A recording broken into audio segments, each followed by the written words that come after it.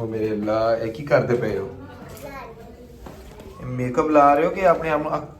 ਯਾਰ ਕੀ ਹਾਲ ਕੀਤਾ ਪਿਆ ਚੰਗੀਆਂ ਭਲੀਆਂ ਸੋਹਣੀਆਂ ਤੁਸੀਂ ਕਿਹੜੇ ਕੰਮ ਕਰਦੀਆਂ ਯਾਰ ਹੈ ਮੇਕਅਪ ਮੈਡਮ ਬੜਾ ਤੁਸੀਂ ਪਾਰਲਰ ਖੋਲਿਆ ਪੌੜੀਆਂ ਦੇ ਵਿੱਚ ਜਿੰਨ ਹੀ ਬਣੇ ਹੋਏ ਆ ਤੁਸੀਂ ਹਾਂਜੀ ਅੰਮੀ ਜੀ ਅੱਛਾ ਜੀ ਦੇਖ ਲਓ ਜੀ ਇਹਨਾਂ ਦੇ ਕੰਮ ਵੇਖੋ ਇਹਨਾਂ ਨੇ ਕੀ ਕੀਤਾ ਹੋਇਆ ਵਾ ਸ਼ੈਂਪੂ ਚੁੱਕ ਕੇ ਰੱਖਿਆ ਹੋਇਆ ਇੱਥੇ ਤੇ ਕੋਈ ਹਾਲ ਨਹੀਂ ਇਹਨਾਂ ਦਾ ਵੀ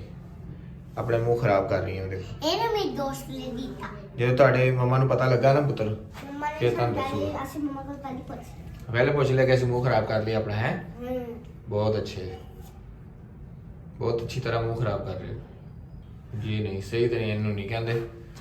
हाँ फूक मार दो दी अख विच और दे अख दे विच ही ना मार दी ओरे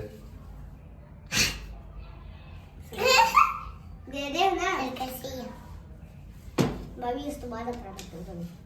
पैक करना फिर तेरा मैं बस सुंदर वाले में सारा मुंह खराब कर दे फिर मैं भी तेरे बन तेरा मुझे रात नहीं अच्छा गल्ला ते रहन नहीं दो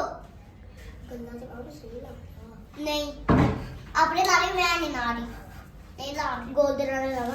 नो थैंक्स के केरे लाना मैं कोई भी नहीं लाना गल्ला ते रेड आ लानी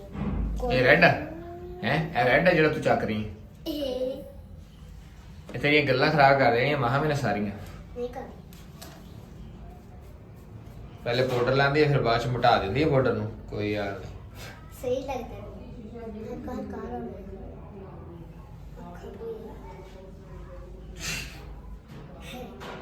काल कर दिया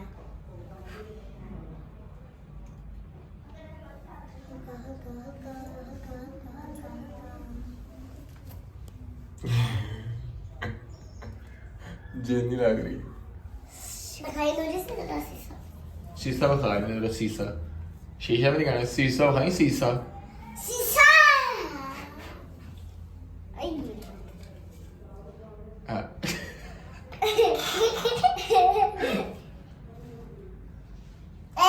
सही लग रहा है इसको लाता सही लग रहा है बस बहुत सही लग रहा है बहुत सही लग रहा है